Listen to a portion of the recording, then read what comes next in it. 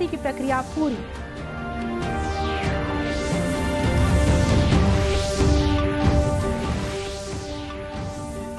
सत्ता पक्ष ने कहा कि आर्थिक सर्वेक्षण में छत्तीसगढ़ का प्रदर्शन बेहतर, वहीं विपक्ष ने इसे आंकड़ों का खेल बताया।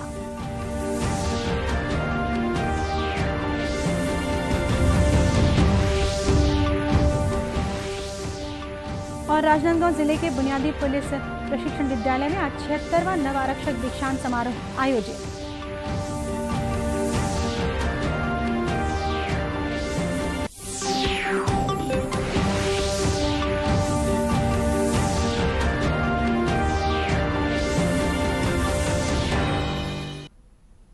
नमस्कार, आप देख रहे हैं दूरदर्शन समाचार।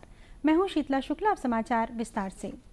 राष्ट्रपति रामनाथ कोविंद ने आज अंतर्राष्ट्रीय महिला दिवस पर वर्ष 2020 और 2021 के लिए नारी शक्ति पुरस्कार प्रदान किए।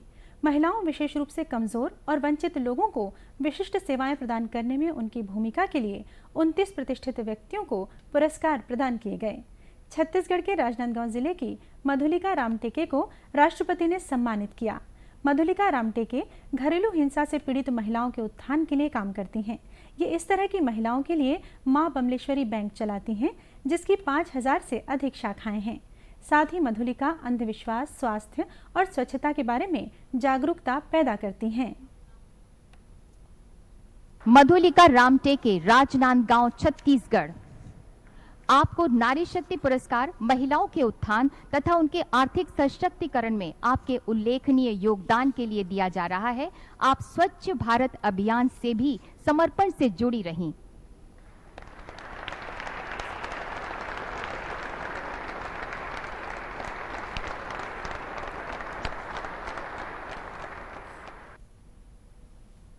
महिला और बाल विकास मंत्रालय हर साल प्रतिष्ठित महिलाओं, संगठनों और संस्थानों को नारी शक्ति पुरस्कार से सम्मानित करके अंतर्राष्ट्रीय महिला दिवस मनाता है। इस बीच प्रधानमंत्री नरेंद्र मोदी ने अंतर्राष्ट्रीय महिला दिवस पर नारी शक्ति और विभिन्न क्षेत्रों में उनकी उपलब्धियों को नमन किया है। श्री मोदी ने एक ट्वीट में कहा कि भारत सरकार विभिन्न योजनाओं के माध्यम से महिलाओं की गरिमा और समान अवसर सुनिश्चित करते हुए महिला सशक्तिकरण पर ध्यान केंद्रित रखेगी। उन्होंने कहा कि वित्तीय समावेशन से लेकर सामाजिक सुरक्षा, गुणवत्तापूर्ण स्वास्थ्य सुविधाओं से लेकर आवासन, शिक्षा से लेकर उद्यमिता तक नारी शक्ति को भारत की विकास यात्रा में अग्रणी रखने के प्रयास किए गए हैं। राज्यपाल अनुसुईया उइके ने अंतर्राष्ट्रीय महिला दिवस की पूर्व संध्या पर आयोजित नारी शक्ति को सलाम कार्यक्रम में छत्तीसगढ़ की 36 महिलाओं को उत्कृष्ट कार्य के लिए सम्मानित किया। कार्यक्रम में समाज सेवा, मीडिया, स्वास्थ्य, फैशन डिजाइनिंग सहित विभिन्न क्षेत्रों में महिलाओं को सम्मान स्वरूप स्मृति चिन्ह प्रदान किया गया। राज्यपाल ने कार्यक्रम को संबोधित करते हुए अंतर्राष्ट्रीय महिला दिवस की शुभकामनाएं दी। उन्होंने कहा कि अब बेटियां बेड़ियां तोड़ रही हैं, रूढ़ियों को अपने हौसलों से हरा रही हैं। उन्होंने कहा कि महिलाएं हर एक क्षेत्र में सफलता के नए आयाम गढ़ रही हैं, लेकिन दकियानूसी सोच व पुरुषवादी मानसिकता आज भी महिलाओं को आगे बढ़ने से रोकती है। जरूरत है इस मानसिकता को बदलने की, ताकि महिलाओं को बराबरी का मौका मिल सके। हमें पुरुष अथवा महिला प्रधान नहीं, अपितु समान अवसरों वाला समाज चाहिए।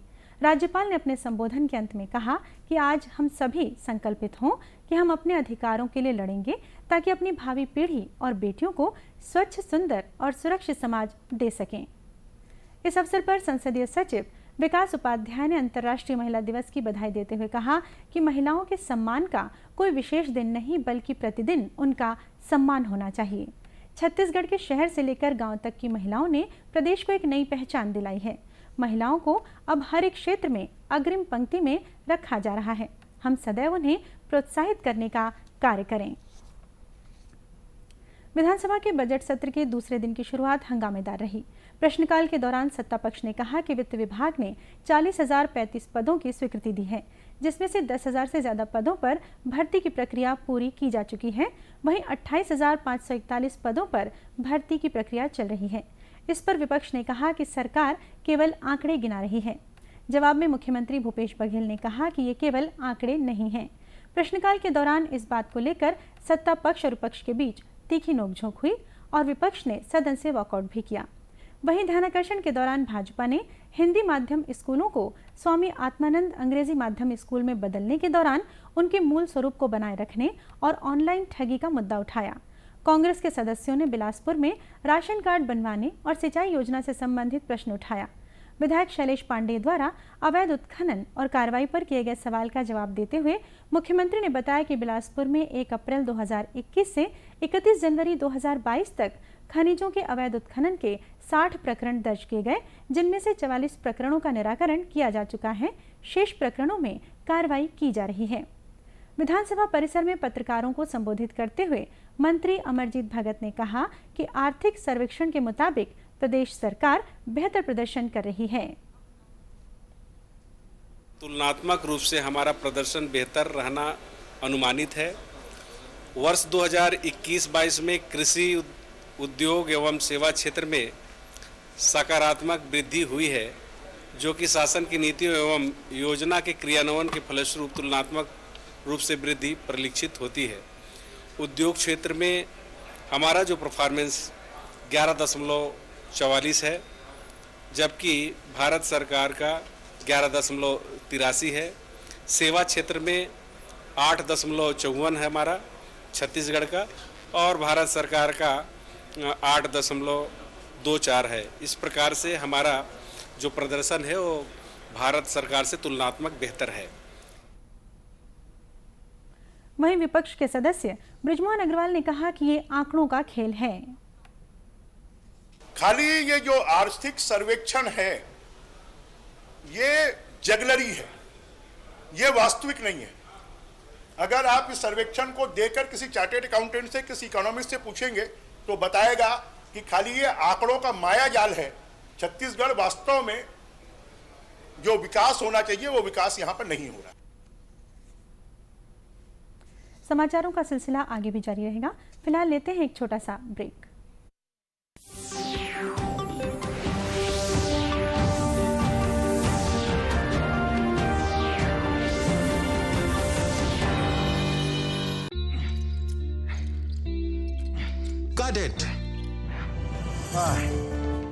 सोचिए, अगर असल जिंदगी में ऐसी हालत हो तो कितनी मुश्किलें होती हैं, लेकिन शुक्र है बैंकिंग के लिए नहीं।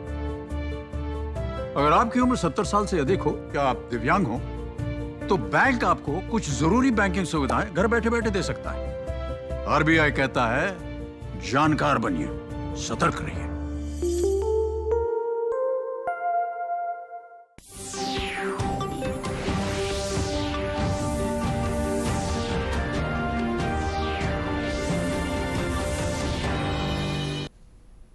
ब्रेक के बाद एक बार फिर स्वागत है आपका दूरदर्शन समाचार में। कहते हैं कोई भी काम मुश्किल नहीं होता। दुर्ग जिले के अमलेश्वर की काजल और उसकी बहनें भी लीक से हटकर जेसीबी मशीन और हाईवा जैसी गाड़ियां चलाती हैं और अपने पिता के कामकाज में हाथ बटाती हैं। काजल के पिता जितेंद्र सिंह खारी कहते हैं कि उन्हें अपना काम संभालने में काफ़ी दिक्कत होती थी। ड्राइवर नहीं मिलते थे या अन्य तरह की समस्याओं से जूझना पड़ता था, लेकिन अब बेटियों ने काम में हाथ बटाकर काफ़ी संभल दिया है। उन्होंने कहा कि उन्हें बेटे की कमी कभी महसूस नहीं होती।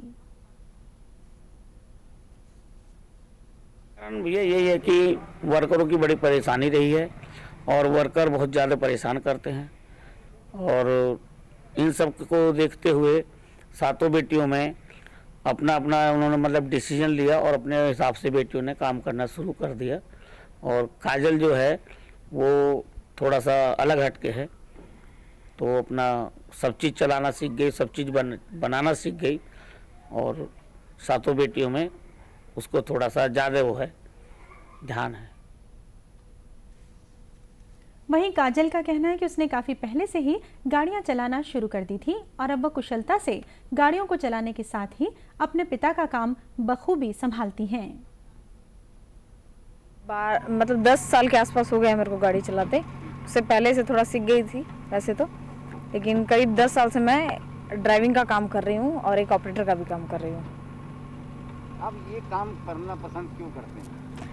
एक तो ये मेरा एक तो खानदानी काम है मेरा। मेरे पापा जी भी चलाते हैं, मेरे फैमिली में मेरे बड़े पापा जी, मेरे दादाजी भी यही काम करते आ रहे हैं, और मैंने शुरू से ही देखा है हमारे घर में।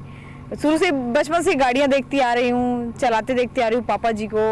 और घर में भी प्रॉब्लम होती है, जैसे खुद की गाड़ी होती है तो ड्राइवरों की प्रॉब्लम होती है, ड्राइवर नहीं मिलते हैं, इसलिए तो मेरे पापा खुद भी गाड़ी चलाते हैं। और पापा जी अकेले हो जाते हैं, काम ज़्यादा हो जाता है। तो इस वजह से मैं जब देखती थी कि ड्राइवर लोग एंड टाइम पे जब काम पे जाना है तभी ड्रिंक करके नहीं आए, छुट्टी मार दिए बिना बताए, तो पापा बहुत प्रॉब्लम में फंस जाते थे। अकेले 3-3 गाड़ी कैसे चलाएंगे। इस वजह से फिर मैंने सोचा कि मैं हाथ बटाऊंगी करके, तो मैंने धीरे से फिर चोरी छिपे मैंने गाड़ी चलानी सीखी। काजल की छोटी बहनें भी उसी की तरह अपने पिता के कामकाज में हाथ बटाती हैं और महिलाओं के लिए नया उदाहरण पेश कर रही हैं। राजनांदगांव जिले के बुनियादी पुलिस प्रशिक्षण विद्यालय में आज 76वां नव आरक्षक दीक्षांत समारोह का आयोजन किया गया।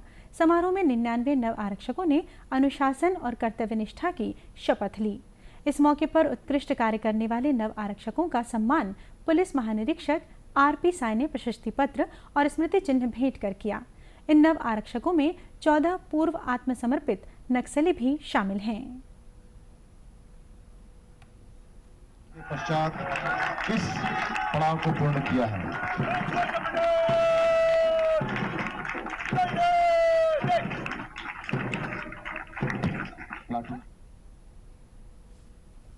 इस मौके पर नव आरक्षकों को मातृभूमि की सेवा के लिए अनुशासन और कर्तव्यनिष्ठा की शपथ दिलाई गई।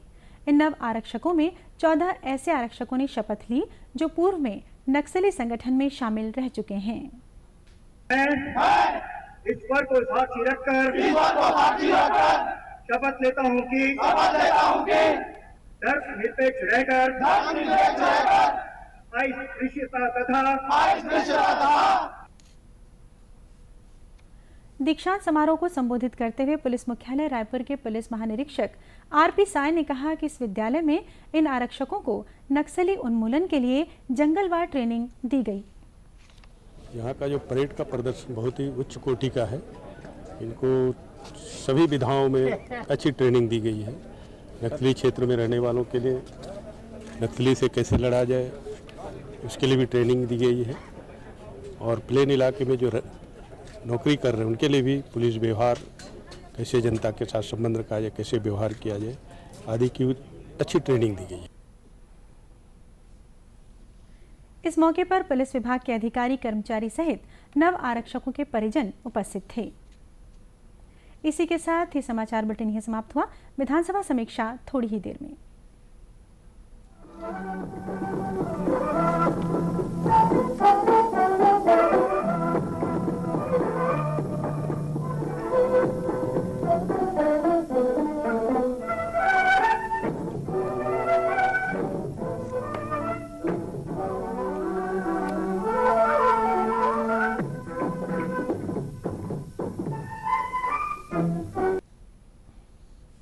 विधानसभा के बजट सत्र के दूसरे दिन नेता प्रतिपक्ष धर्मलाल कौशिक ने सरकारी पदों पर युवाओं की भर्ती का मुद्दा उठाया। अनियमित कर्मचारियों को नियमित करने के लिए 2020 के बाद कमेटी की बैठक नहीं हुई। मुख्यमंत्री भूपेश बघेल ने बताया कि इसके लिए सरकार ने समिति बनाई है। सदन में सरकार के जवाब से असंतुष्ट विपक्षी सदस्यों ने बहिर्गमन किया। इसके बाद प्रश्नकाल में नेता प्रतिपक्ष धर्मलाल कौशिक ने पूछा कि जनवरी 2019 से 31 जनवरी 2022 तक छत्तीसगढ़ शासन में कितने व्यक्तियों को विभिन्न पदों पर नियमित रूप में नवीन नियुक्तियां दी गई हैं। साथ ही पूछा क्या ये सही है कि अनियमित संविदा दैनिक वेतनभोगी कर्मचारियों के नियमितीकरण के लिए प्रमुख सचिव की अध्यक्षता में समिति बनाई गई है। मुख्यमंत्री ने बताया कि वित्त विभाग ने 40,035 पदों की स्वीकृति दी है। इसमें से 11,494 पदों में भर्ती पूरी कर ली गई है। 28,541 पदों पर भर्ती प्रक्रियाधीन है। मुख्यमंत्री ने कहा कि भाजपा कार्यकाल से ज्यादा भर्तियां कांग्रेस के कार्यकाल में हो रही हैं। अनियमित कर्मचारियों को नियमित करने के मुद्दे पर मुख्यमंत्री भूपेश बघेल ने कहा कि सचिवों की कमेटी की बैठक 9 जनवरी 2020 को हुई थी। कमेटी ने विधि विभाग से अभिमत मांगा है। अभिमत अभी अपेक्षित है। सरकार के जवाब से असंतुष्ट भाजपा विधायकों के सवाल उठाने से सदन में पक्ष विपक्ष के बीच शोरगुल हुआ। छत्तीसगढ़ के आर्थिक सर्वेक्षण रिपोर्ट को मंत्री अमरजीत भगत ने सदन के पटल पर रखा। आर्थिक सर्वेक्षण वर्ष 2021-22 की रिपोर्ट में राज्य की जीडीपी दर 11.5% हो गई है। वहीं जीएसडीपी में भी काफी बढ़ोतरी हुई है। प्रति व्यक्ति आय में 11.93% की वृद्धि हुई है। ध्यानाकर्षण प्रस्ताव में भाजपा विधायक अजय चंद्राकर और रंजना दीपेंद्र साहू ने प्रदेश में बढ़ती ऑनलाइन ठगी के मामले में गृह मंत्री का ध्यान आकर्षित किया। गृह मंत्री ताम्रध्वज साहू ने कहा, साइबर ठगी के मामले में गृह विभाग संवेदनशील है और 7 प्रकरणों में गिरफ्तारी हुई है। विधानसभा सत्र के दौरान स्वामी आत्मानंद स्कूल खोले जाने के कारण प्रदेश के हिंदी स्कूलों को बंद करने का मामला भाजपा के बृजमोहन अग्रवाल ने उठाया। उन्होंने आरोप लगाया कि इसके कारण हिंदी माध्यम स्कूलों में पढ़ाने वाले शिक्षकों की कमी हो रही है। जवाब में सत्ता पक्ष ने कहा कि प्रदेश में हिंदी स्कूल बंद नहीं किए जा रहे हैं। जहां से शिक्षकों के तबादले हुए हैं उन्हें रिलीव नहीं किया गया है। समीक्षा लिखे जाने तक सोमवार को मुख्यमंत्री भूपेश बघेल द्वारा पेश किए गए 492 करोड़ 33,72,398 रुपए के अनुपूरक बजट पर चर्चा जारी थी। इसी के साथ विधानसभा में आज की कार्यवाही की समीक्षा यहीं समाप्त हुई। नमस्कार।